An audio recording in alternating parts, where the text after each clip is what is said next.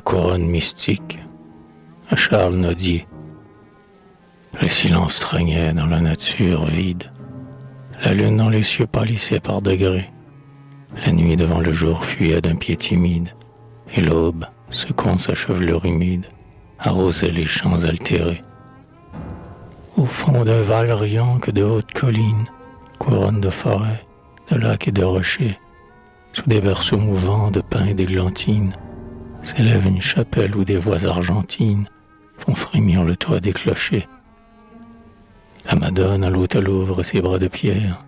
Berthe, sainte du lieu, la prie à genoux. Sous ses doigts blanchissants glissait un long rosaire, et son sein, où pendait une croix tutélaire, gonflait sous son voile jaloux. Ses bras modestement croisent sur sa poitrine. Le monde, sous ses pieds, bientôt s'évanouit, et pour récompenser sa foi que tout devine, à chaque ave qui meurt sur sa bouche divine, une rose s'épanouit. Les anges l'accueillaient sur sa lèvre entr'ouverte, enlaçaient sous leurs doigts un chapelet de fleurs, caressaient en volant les blonds cheveux de Berthe, soulevaient son long voile, et sur leur aile alerte de ses yeux recueillaient les pleurs. Et puis il parsemait le voile de Marie, avec ses diamants éclos sur de beaux yeux, et quand Berthe eut fini sa dizaine chérie, déposèrent du doigt la couronne fleurie au front de la reine des cieux. Séant, des pèlerins vont prier à l'aurore, et sous leurs doigts pieux pend un long chapelet, car des étés brûlants le souffle qui dévore, et l'aile des hivers n'ont pu faner encore ces roses, tout présent que l'amour fit éclore sur une bouche qui priait.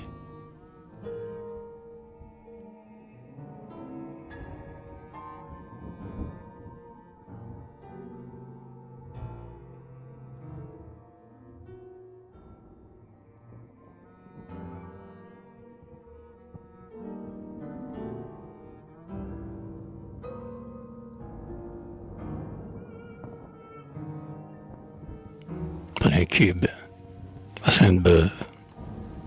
Les arbres s'échangeaient en livides fantômes, dont les cheveux flottaient dans un monde d'atomes. Des spectres de vapeur erraient dans un ciel noir. Les gnomes soupiraient une brise glacée, et les esprits de l'air, la main entrelacée, dansaient une ronde du soir. La chouette criait, les oiseaux de ténèbres secouaient les longs plis de leurs ailes funèbres. La lune, œil de la nuit, regardait des tombeaux. Les vitres frémissaient sous un souffle magique, et les démons portaient dans leurs mains énergiques des étoiles pour leurs flambeaux. Jeanne veillait seule, en souriant peut-être, écarta les rideaux du lit, à sa fenêtre, emprisonnant le vent qui siffle sur les monts.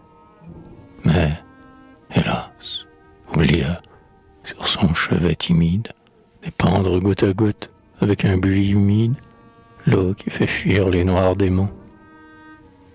La tête sur sa main, elle entendait craintive les feuilles se mouvoir avec leur voix plaintive. Du soldat qui veillait, elle comptait les pas, écoutait le silence et n'osait derrière elle regarder, puis disait, en brodant sa dentelle, « Ah, pourquoi ne revient-il pas ?» À la porte, une main frappe. « Est-ce toi, Gustave? Ouvre, c'est ton époux. » À cette voix suave, la porte sur ses gonds roula. Complaisamment, la lampe ranima sa mourante étincelle, et l'âpre chevalier baisa la main de celle qui l'aime encore comme un amant. Cependant que le vent sur les vitres murmure, il détache joyeux l'acier de son armure. Jeanne dans son cœur s'en être un vague effroi. La lumière s'éteint sous une froide haleine. Une main prend au bras la jeune châtelaine. Une voix crie « Elle est à moi ». La parole indocile expire sur sa bouche. Un corps maigre et velu s'allonge dans sa couche. Des bras noueux et secs étreignent son sein nu. Elle sent sur son front collé deux lèvres froides. Un squelette grinçant claquer les membres roides et rire un visage chenu. En vain, elle se tord sous la crainte abattue. Le monstre, dans le lit, glisse et se prostitue. Avec sa griffe énorme, il l'étreint sur le flanc. Hérisse les serpents dont sa crinière abonde. Jeanne veut crier. Le bout d'une aile immonde glace sa lèvre en s'envolant.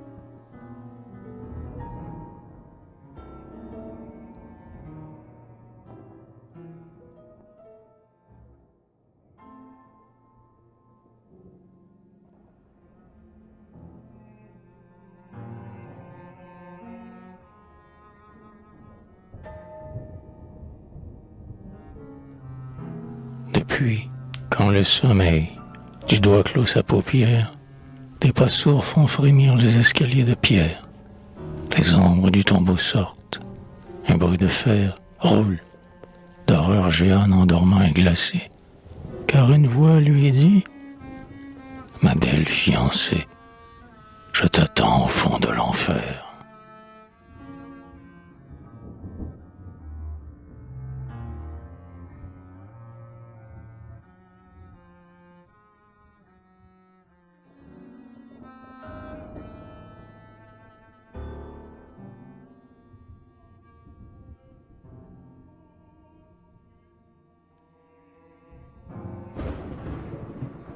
Les deux anges éclos d'un sourire, un jour, sur les lèvres de Dieu, abandonnèrent aux zéphyrs leurs ailes dans l'horizon bleu. Jumeaux de goût, de forme et d'âge, un même amour et leur partage. Souvent le regard désillu ne distinguait pas les deux frères, et Dieu qui les créa naguère, déjà ne les reconnaît plus. Leurs yeux conversaient sans parole. Tous deux aimaient la même fleur. Ils portaient le même symbole. Et l'azur était leur couleur. Auprès de la couche timide, ils veillaient dans la nuit humide. Et protégeant la chasteté, entre leurs doigts tressaient la rose que l'hymen promet et dépose au front de la virginité. Du jeune enfant à la lumière, quand il dormait dans son berceau, leur baiser ouvrait la paupière. Sa mère, levant le rideau et voyant son sourire étrange, disait « Il joue avec un ange ». Ses yeux rêvaient de beaux palais, et de sa langue embarrassée, leurs mains toujours plus empressées, déliaient les tendres filets. Si même à son printemps, l'enfance le fait tomber dans un cercueil, la couronne de l'innocence, les anges tissaient son linceul, puis, déliant sa belle âme, portaient sur leurs ailes de flamme ce nouvel ange au paradis. Il disait, c'est un jeune frère que nous dérobons à la terre et qui fuit les hommes maudits. Un soir, sur le bord d'une rive, où des saules pleurent sur l'eau, où de son haleine plaintive, le vent soulève un vert rideau, il s'arrêtait. Et de l'onde qui fuit devant eux vagabonde, ils virent, songe merveilleux, sortir le sein d'une baigneuse. C'était Nanette la glaneuse, qui regarde avec des yeux bleus. Personne ne lui fut rebelle, car l'enfant lui rit au berceau, car les vieillards la trouvent belle, et les filles de son hameau, quand on danse sur les pelouses, n'osent plus en être jalouses. Sur les anges, sa vue agit, car leur front sur leur sein se penche, et du bout de son aile blanche, l'un se voit là, l'autre rougit. Le lendemain, ils s'en allèrent, l'un pour allumer le soleil, l'autre, quand les cieux s'éclairèrent, d'un enfant bercé le réveil. Ne retourne pas sur la rive, dit l'ange d'une voix craintive. Ève pardit l'homme innocent. Ne crains rien, répondit son frère. Mon regard n'est pas téméraire. Adieu, je pars en t'embrassant. Quand du ciel la sainte milice revint se ranger au saint lieu, de l'amour portant le calice pour étancher la soif de Dieu, au milieu du cercle splendide, hélas, une place était vide.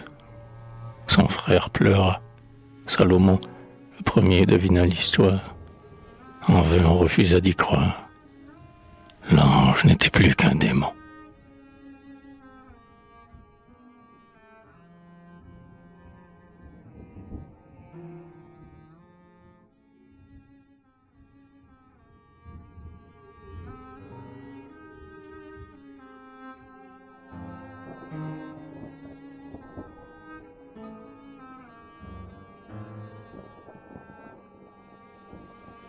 À son loyer, le soir, on attendit Nonette, mais vainement. La lune en sa chambre muette pâlissait. Sur la rive, on reconnut ses pas et ceux d'un étranger. On trouva sa dentelle. On vit le long du bord blanchir deux plumes d'ailes, mais elle ne reparut pas.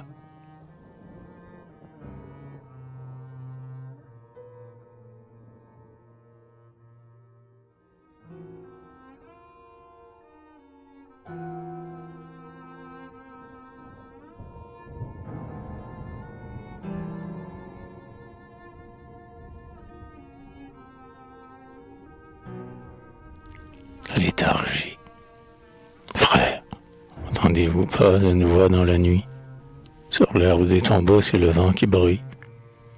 Ah, si vous l'aviez vu avec un pied timide, ouvrez en se baignant l'onde, miroir humide.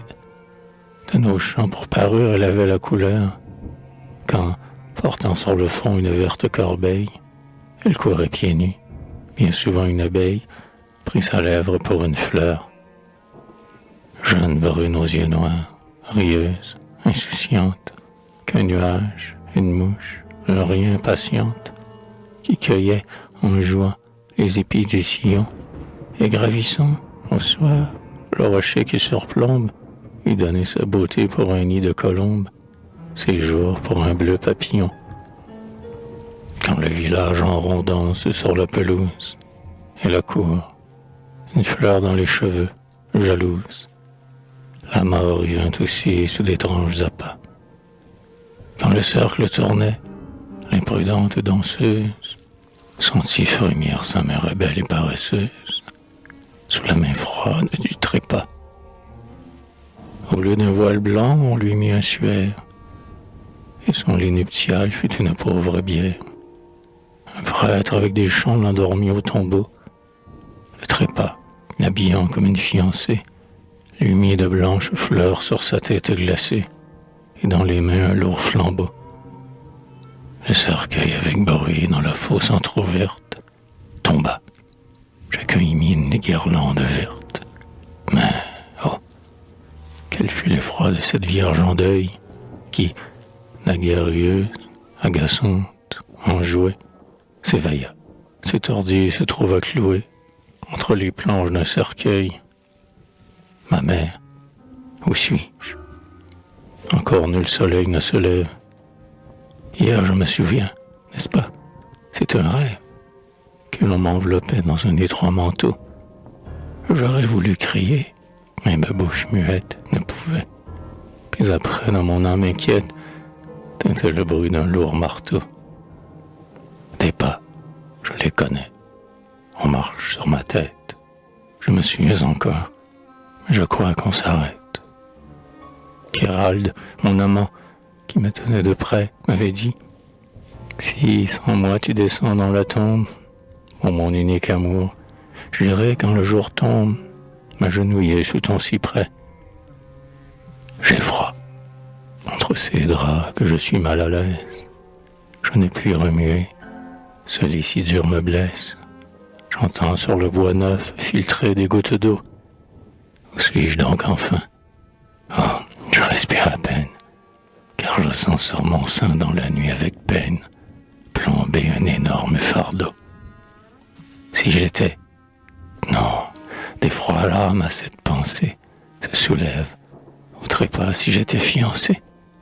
Si, Dieu, tombé vivante au fond de cet écueil, n'avoir plus que mes bras à ronger. Oh nature, entendre remuer, disputant leur pâture, les vers autour de mon cercueil. Entendez-vous encore un bruit au cimetière? Tout est calme, et la lune argente la bruyère.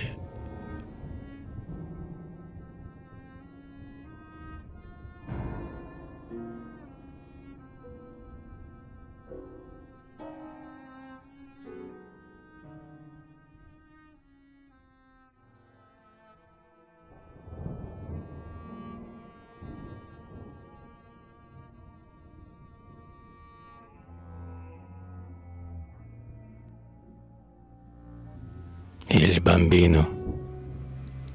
Enfant, éveille-toi, car je frappe à ta porte. Ne crains rien, je ne veux te causer nul émoi. Je suis un pèlerin. Où vais-je? Peu t'importe. Je suis las, ouvre-moi. Je ne puis, car enfin je ne sais qui vous êtes.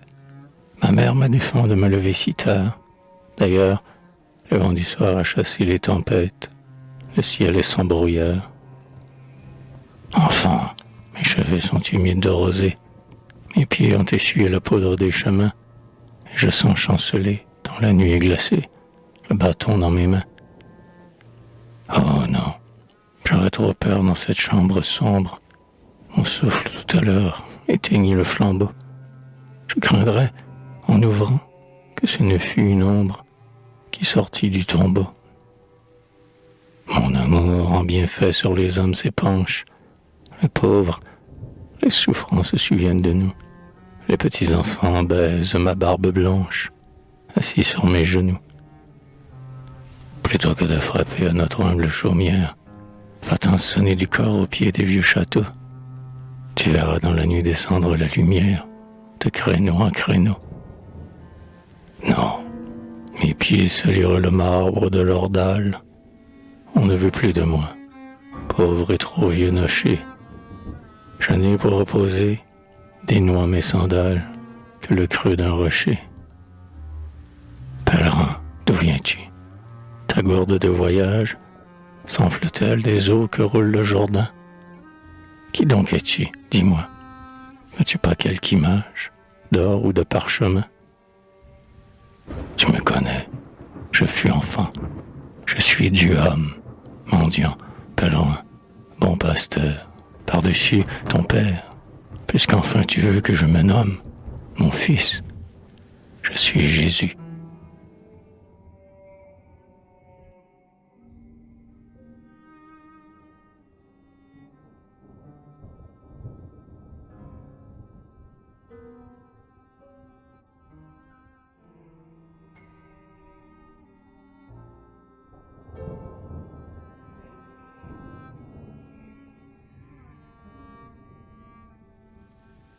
Enfant, si vers le soir on frappe à votre porte, n'ouvrez pas, mais priez. Qui que ce soit, n'importe. C'est peut-être un bon ange, ou Jésus à son tour, qui passe dans la rue et qui n'a point de gîte. Il s'assied à la porte, avec son doigt, l'agite, et vous demande un peu d'amour.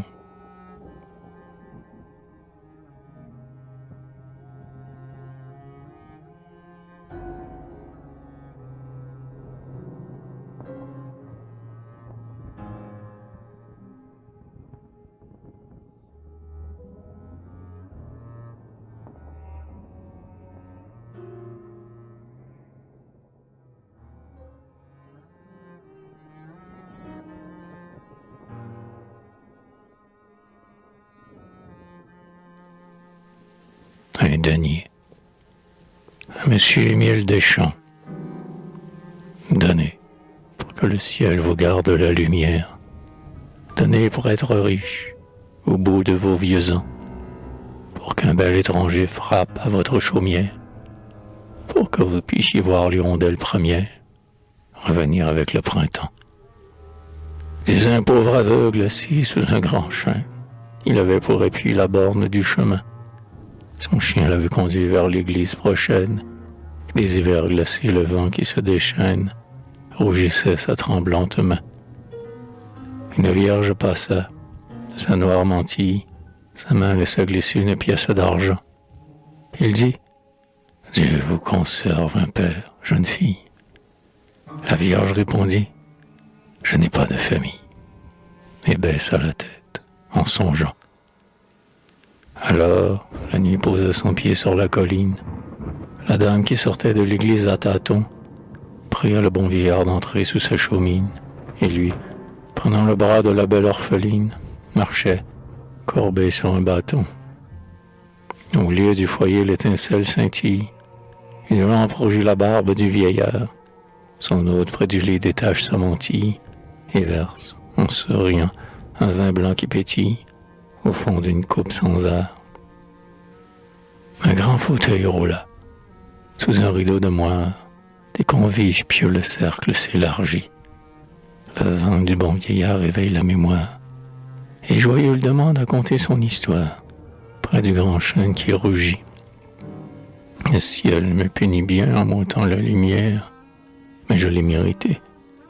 Dans ce monde égaré, si je désire tant trouver la paupière, ce serait pour revoir une fille première, dont un crime m'a séparé.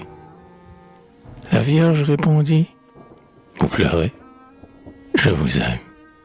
Loin d'un père inconnu comme vous, je gémis, et pensez à lui seul est mon bonheur suprême. Mais pour vous consoler, dans ce veuvage extrême, vieillard, n'avez-vous point d'amis? Pas encore, mais le ciel, sous un toit charitable, m'a conduit, et ce soir je le prierai pour vous, pour que vous retrouviez un père vénérable, pour que beau comme vous, et comme vous aimable, s'offre à vos yeux un jeune époux. Grand merci, bon vieillard. Parlons de votre fille. Quel âge, dites-moi, croyez-vous qu'elle aurait? 18 ans.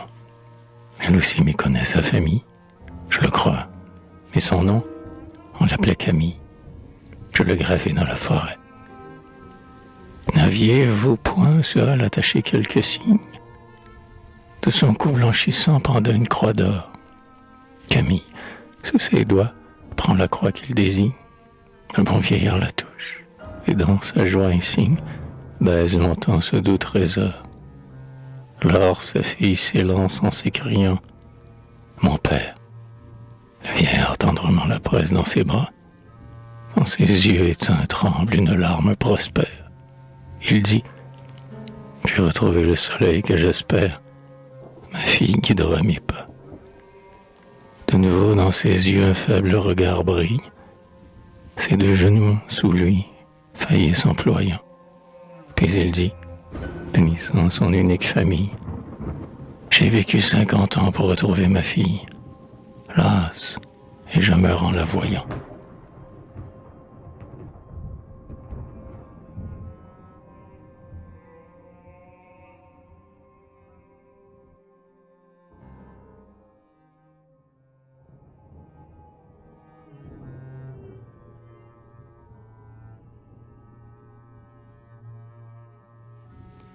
Extase. Chaque être vers un but incessamment chemine. L'oiseau cherche le grain qu'emporte le glaneur. L'abeille de la fleur l'odorante étamine. La cigale est près, le troupeau s'achaumine, et l'homme le bonheur. Je l'ai longtemps rêvé, ce songe de la vie, qui naît avec l'enfance et commence au berceau. Cette félicité que tout mortel envie, qui par ses désirs vainement poursuivis, l'abandonne au tombeau. Un soir, c'était le temps où la saison nouvelle rajeunit des forêts l'ornement qui n'est plus. Sous des tilleuls en fleurs, une blanche chapelle élève un front modeste, et son silence appelle mes pas irrésolus. Je priais, quand bientôt une main solitaire de mes yeux obscurcis souleva le bandeau, et de mes désirs vains, des peines de la terre, je sentis à mes pieds, dans la nuit solitaire, tomber le lourd fardeau. Alors je connus le monde et sa cause première, libre de ses liens. Enfin mon pur esprit se rapprocha du Verbe, et vit dans sa lumière ce qui rattache l'homme à cette fin dernière, de tout être qui vit. Je goûtai le bonheur et cette paix immense, de sentir dans son cœur Dieu descendre en chantant, de demeurer sans voix en sa sainte présence, et de laisser parler cet amoureux silence que le Seigneur entend. Dire à son Dieu qu'on l'aime, et le redire encore, dans ses pleurs long flot épandre son amour, sentir son cœur voler vers celui qu'on adore, soupirer de bonheur et désirer l'aurore de l'éternel séjour. Se plaindre avec amour, comme un fils à son père, que nos jours ici-bas sont apreuvés de fiel. Lui dire, quand viendra le moment qu'on espère, que cette vie est longue et que l'absence amère fait désirer le ciel. Et puis, avoir en soi comme une âme nouvelle, de plus sentir qu'on vit, être au ciel, être Dieu, et pencher sur ses jours cette joie éternelle. C'est là tout le bonheur que notre âme fidèle peut attendre en ce lieu. Mon âme au doux plaisir ne s'est pas refusée. J'ai vu des yeux sur moi s'arrêter tout en pleurs. Plus d'une douce main sur ma main s'est posée. Mais bientôt dans mes doigts cette coupe épuisée s'épandait en douleur. Ô vous, par qui ma route est maintenant suivie, que le bonheur ait fui et vainement supplié. Vous n'avez rien goûté dans votre âme ravie. Non, vous ne savez pas tout ce que vaut la vie. Vous n'avez pas prié.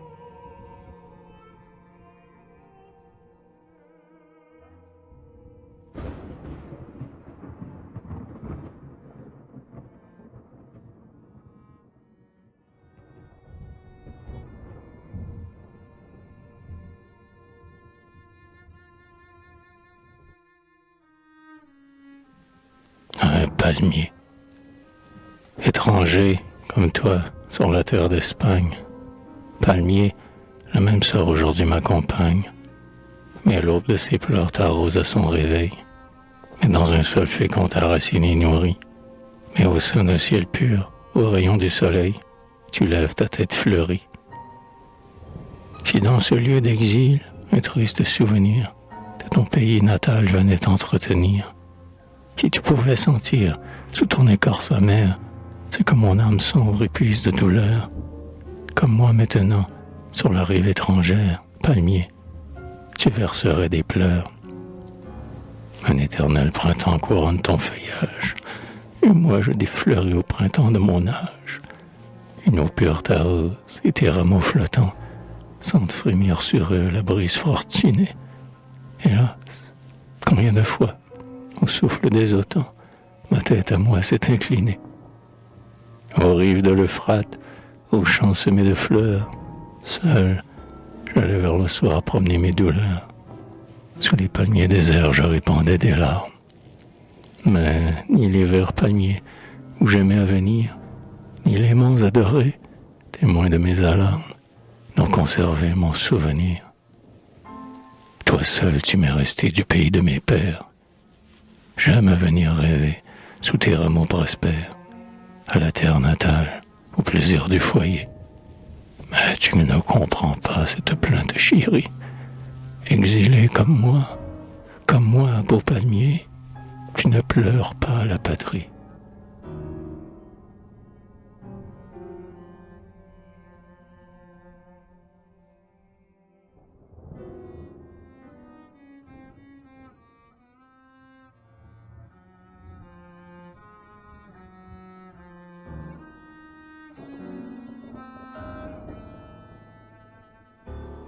L'eau, que j'aime les ruisseaux quand l'araignée y glisse, quand boivent les oiseaux, quand un nuage y passe, et quand le zéphyr plisse l'onde entre les roseaux. J'aime les vieux castels tout couverts de verdure, et les créneaux des tours, quand ils sont entourés d'une humide ceinture qui baigne leurs contours. J'aime une nappe d'eau qui effleure les rondelles, où se mire un vallon, où le cygne folâtre, et du bout de son aile, creuse un léger sillon. J'aime encore la rivière où la barque timide chemine près du bord, où les saules dans l'eau trempent leur tête humide quand souffle un vent du nord. C'est que nous ressemblons à cette eau qui s'écoule, miroir délicieux. L'homme comme elle passe ignoré dans la foule et réfléchit les cieux.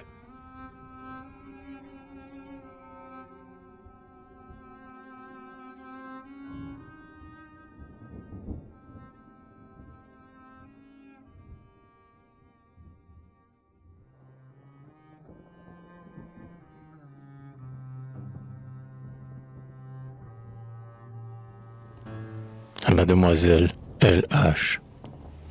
Enfant, quand tu souris dans les bras de ton père, es-tu, pour l'inspirer, à son foyer prospère, s'amuse ou s'apérit? Faut-il te remercier de ces chansons si belles? Voltiges-tu, le soir, avec tes blanches ailes, près de son luth fleuri, Le ciel sur ton berceau fit briller une étoile. Le jour où tu naquis, le soleil fut sans voile, la terre fut de miel. La France, en te voyant, s'écria « C'est un ange qui, pour les deux concerts d'une musique étrange, a quitté ceux du ciel. » Comme les dieux unis pour embellir Pandore, tes parents ont orné ta grâce et ton aurore, chacun de son côté. Cher enfant, tu naquis au son de l'harmonie. Ton père en tes yeux noirs refléta son génie. Ta mère sa beauté.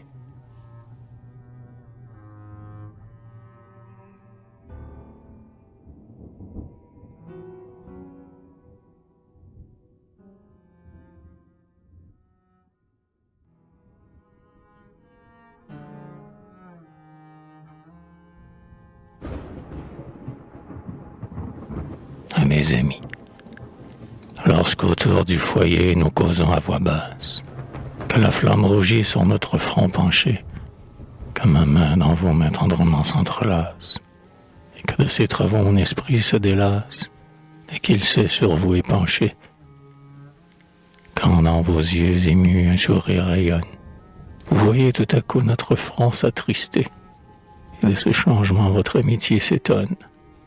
Amis, c'est que je pense en mon cœur monotone qu'un jour il faudra nous quitter. Et puis je dis, Seigneur, daigne alors me les rendre, qu'au cercle de tes saints nous nous retrouvions tous, quand la mort et la terreur a rendu leurs cendres, tous ceux que j'aimais d'une amitié si tendre, qu'aucun ne manque au rendez-vous.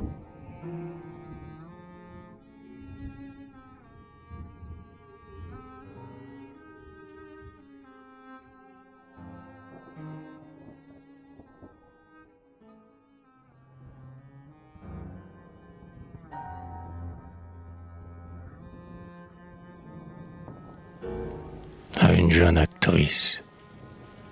Quand, métamorphosée en un enfant lutin, ou changé à plaisir votre sexe incertain, quand, laissant voltiger vos tresses vagabondes, vous semblez un zéphyr qui glisse sur les ondes, un papillon qui vole en un beau ciel d'azur, ou le cygne qui font les vagues de lacs purs, quand, sous vos jolis traits, votre âme transparente laisse lire en vos yeux une pensée errante, quand il semble qu'oiseau, mais plus légère encore, vous allez vers le ciel étendre une aile d'or, quand vos lèvres de rose se posent un sourire, s'ouvrent comme une fleur au doux vent qui soupire, quand vous brillez le soir comme un rayon du jour, nos classiques émus disent « Voici l'amour ». Mais lorsque tu pâlis sous une gaze blanche, quand, colombe du ciel, suspendu à la branche, le front demi-penché, le sein gonflé de pleurs, tu laisses effeuiller ta couronne de fleurs. Quand l'amour étincelle en ta prunelle humide, notre jeune public dit « C'est une sylphide ». Mais quand vous descendez de votre Olympe en feu, c'est plus qu'une sylphide, une colombe, un dieu. Quand votre blanche main a touché notre main, quand votre pied léger nous trace le chemin, quand vos yeux sur nos yeux ont égaré leur flamme, le cœur tremble d'amour et dit « C'est une femme ».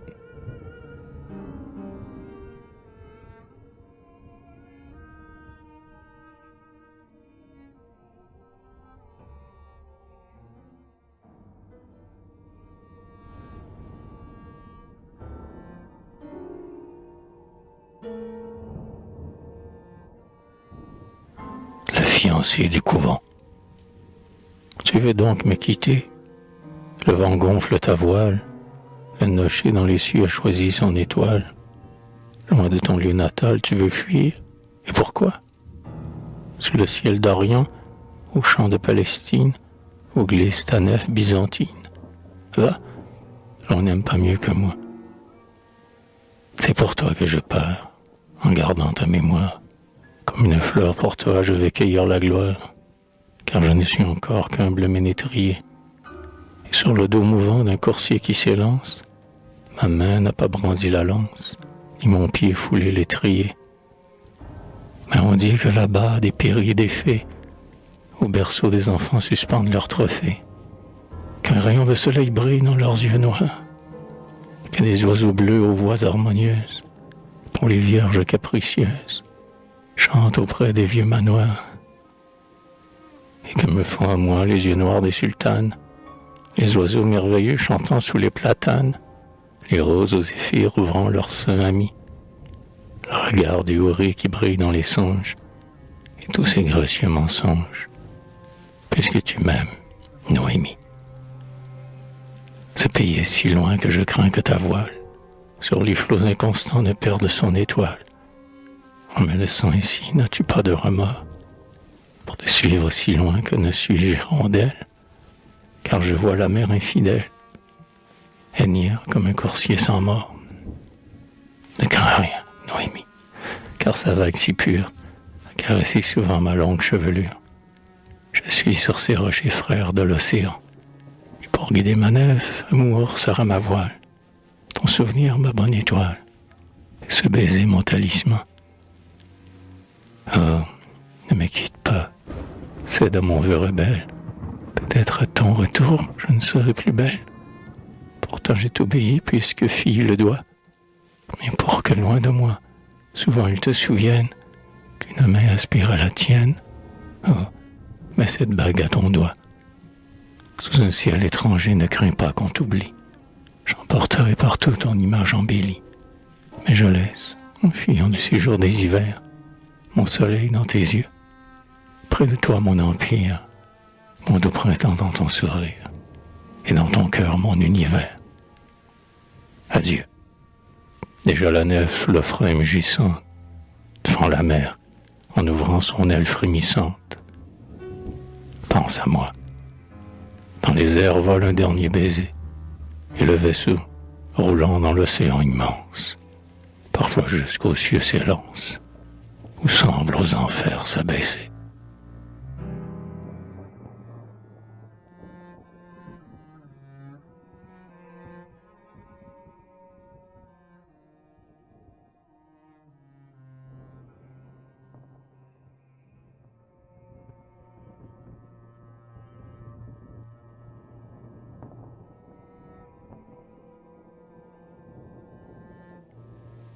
Voici plus de 2 ans que l'ingrat m'a quitté. Je regarde toujours, mais sur l'onde agitée, pas de blanc pavillon qui flotte au gré du vent, pas de nef qui là-bas mes yeux se dévoilent. Et demain, cependant, je dois prendre le voile. Dieu, qu'il arrive auparavant. Madone de ces lieux, te souvient-il encore, quand le lac blanchissait aux rayons de l'aurore, que nous t'invoquions auprès du coudrier? Alors j'avais la foi, j'étais bonne et moins haute. Depuis qu'il est parti, ce n'est pas de ma faute, Vierge, je ne puis plus prier. Au moins, si je voyais une blanche colombe, messagère d'amour et dont l'aile retombe, s'il m'envoyait son ange en mes songes jaloux.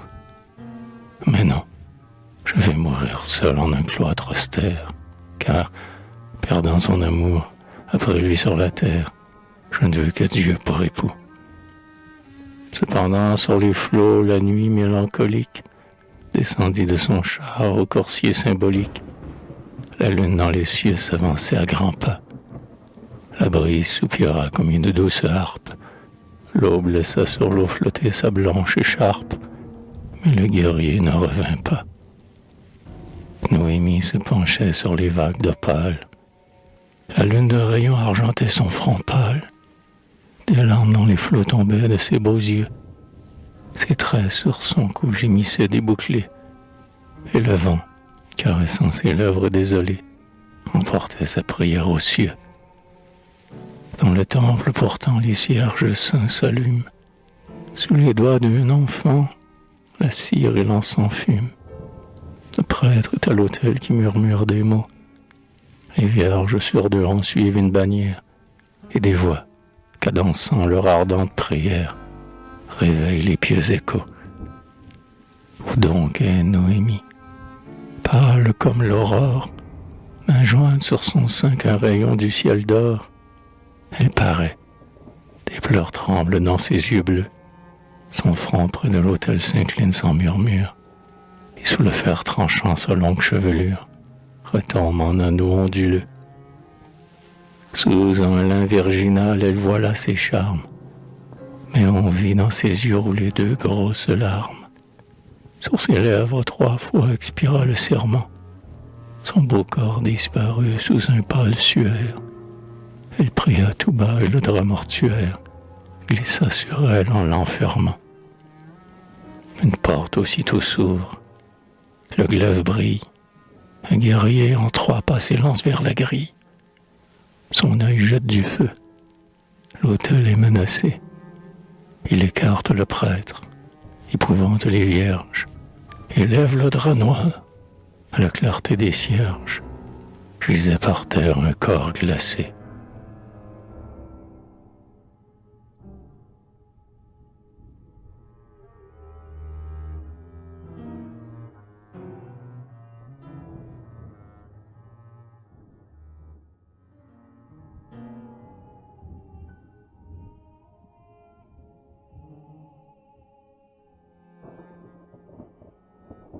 Sodome. La voyez-vous courir la ville échevelée, avec ses yeux hagards, sa poitrine essoufflée, sa robe de fête en lambeaux, sa ceinture au long pli sur ses flancs déliés, et sa couronne d'or en tombant oubliée, qui ne brille plus au flambeau. Son amant, dans la nuit, la surprise infidèle, depuis, pour la punir, il a détourné d'elle, son cœur une fois soulevé. Mais elle, cherchant dans les places publiques, roulant des pleurs d'orage et des regards obliques, en vain fatigue le pavé. Ses ongles ont meurtri sa poitrine d'ivoire, ses cheveux ont blanchi, sa guirlande de gloire s'effeuille sous les pieds humains. Elle est folle, et pareille à l'antique bacchante, qui, le front couronné d'âches verts et d'acanthe, jouait avec du sang aux mains. Elle frappe les murs de sa tête, sans trêve, sur la fange en hurlant se roule, se relève avec des rires inconnus. Puis, ouvrant ses 2 bras, découvrant son sein tiède, entraîne malgré lui le passant qu'elle obsède, et le couche sur ses flancs nus. Les baisers ont froissé sa bouche violette, des bras lascifs, jouant sur son corps qui halète, le meurtrise d'embrassement. Je regarde dans ses yeux s'éclipse, ses mamelles pendent en se gonflant sous ses désirs femelles et sortent de ses vêtements. La voyez-vous surgir la grande concubine, tout un peuple étreignant sur sa large poitrine, avec un sourire vainqueur. Mais, emplissant d'enfants ses entrailles fécondes, elle ne peut, au sein de ses plaisirs immondes, combler le vide de son cœur. Cette ville en chaleur, c'est Sodome ou Lutèce, qui, de l'impureté la reine et la déesse, sèche sous des désirs de feu. Ce maître qu'elle cherche en parcourant la terre, cet époux qui rejette une femme adultère, cet amant outragé, c'est Dieu.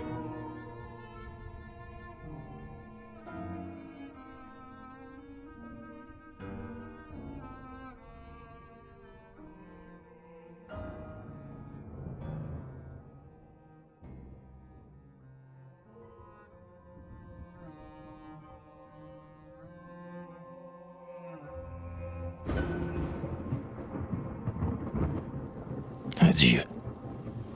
Ô méchants, dans les airs ouvrez vos blanches ailes. Adieu, groupe léger, timide hirondelle, cherchez un doux printemps. Aigle, vol au rocher, alcyon, près des tombes, dans les cieux tout d'azur nager. Blanche colombe, sans craindre les autos. Je ne vous verrai plus, couronné de feuillage, en groupe, vous posez sur mon front sans nuage, comme un essaim d'oiseau. Mais, arbre des hivers, ou des pluies flétries, je pleurerai longtemps ces branches si fleuries, où pendaient vos berceaux. Adieu, muse céleste, adieu fidèle guide, qui pleura de mes pleurs, et dont le doigt timide m'a montré le chemin. Arrivé maintenant au terme du voyage, je te quitte à regret après un long orage, en te baisant la main. Adieu, verte jeunesse, adieu, belles années, Je n'irai plus cueillir dans vos landes glanées de timides bleuets. Le temps m'effleurera de son aile glacée, et bientôt on verra sur une corde usée errer mes doigts muets.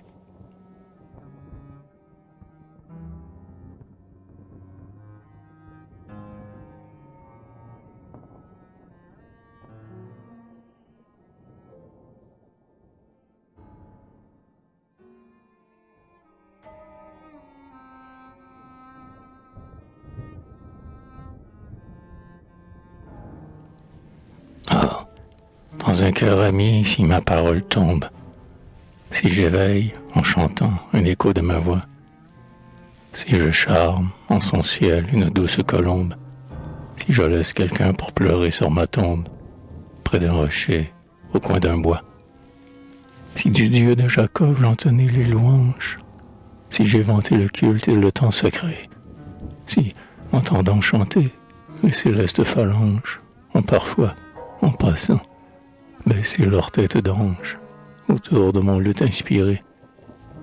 De nos événements, si j'ai sondé l'abîme et pesé la grandeur dans le creux de ma main, si, sous la gloire même en poursuivant le crime, j'ai montré le néant d'une tombe sublime et dit au peuple leur chemin. Que me ferait alors l'orage populaire, quand mes chants dispersés flotteraient en tout lieu, quand ils n'auraient pas même un phare tutélaire? Que m'importe, ils vivront, dirais-je sans colère, dans le souvenir de mon Dieu. En vain des grands périls, un faible cœur s'étonne. Ce n'est que par la mort qu'on entre au Panthéon. C'est le pied sur la bombe et le bronze qui tonne, qu'un vainqueur et royal au bout de sa colonne surgit le grand Napoléon.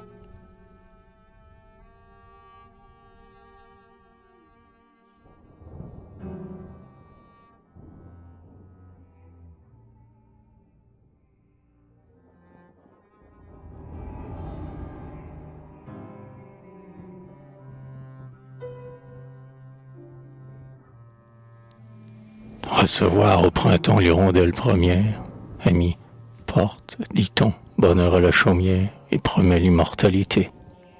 Moi, pour saigner d'oiseaux éclos de mon caprice, dans un coin de vos cœurs, dans votre âme propice, je demande hospitalité.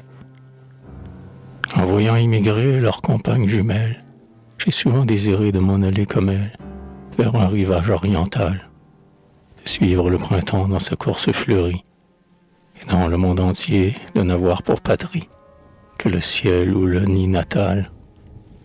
Je voulais ce qu'il faut pour vivre, l'hirondelle, un rayon de soleil, un peu d'air à son aile, un nid sous la lierre abrité, effleuré par son vol, un ruisseau qui se ride, au milieu de l'orage un toit de champs marides, et puis surtout, la liberté.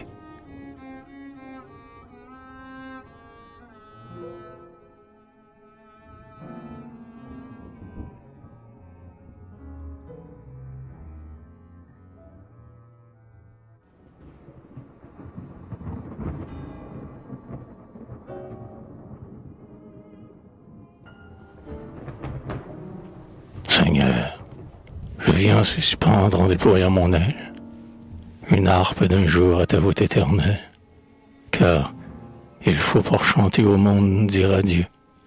Le poète n'est plus un son qui nous amuse, c'est le clairon sonore ou l'humble cornemuse qu'embouchent les lèvres de Dieu. Et toi, chêne battu par l'ardente tempête, qui dresse vers le ciel une sublime tête, ô Victor, si mes vers, timides essaims d'oiseaux, recevaient en volant quelques gouttes de pluie, de temps en temps permet que leur aile s'essuie et s'abrite sous tes rameaux.